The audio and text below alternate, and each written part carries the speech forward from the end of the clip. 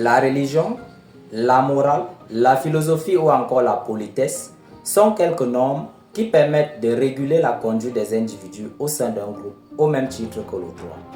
Mais c'est ce dernier qui reste la norme inhérente à toute société.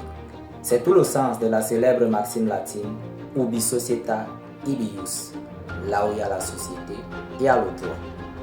La règle de droit a ceci de particulier qu'elle s'impose de manière obligatoire à tous les citoyens. Comment comprendre le caractère obligatoire de la règle de droit?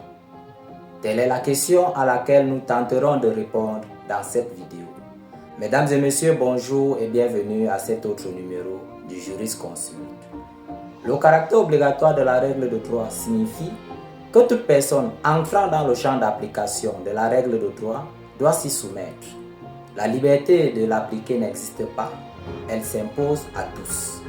La conséquence immédiate de son non-respect est la sanction par une autorité publique dotée d'un pouvoir juridictionnel de contrainte. D'aucuns parlent du caractère contraignant ou coercitif.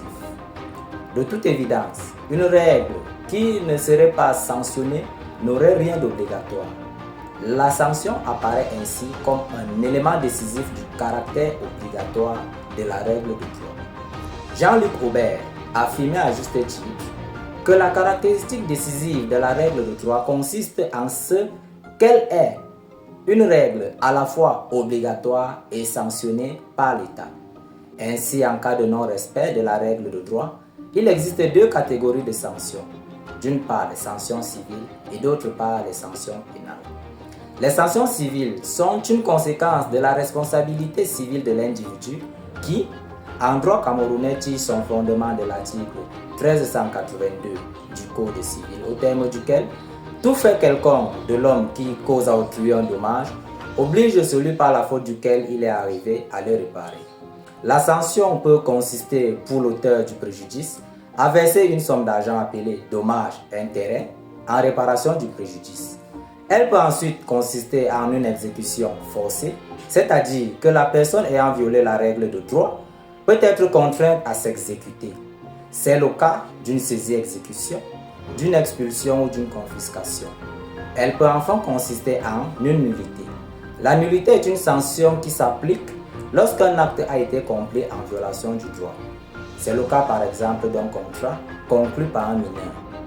Les sanctions pénales, quant à elles, consistent soit en des services corporels, en l'occurrence l'emprisonnement, soit en une sanction pécuniaire, notamment l'amende, ou encore les deux à la fois. Cependant, le caractère obligatoire de la règle de droit doit être nuancé.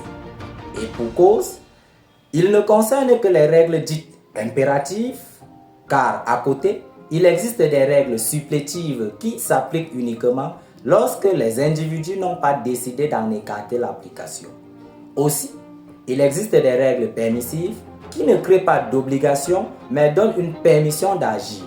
C'est en raison de ces exceptions qu'on peut relever des règles sans sanction mais qui n'en demeurent pas moins des règles de droit. Le doyen Carbonnier parle, pour les caractériser, d'un droit qui tranche, qui décide, mais sans formule exécutoire. Mesdames et messieurs, nous espérons que ce numéro vous a apporté des éléments de réponse.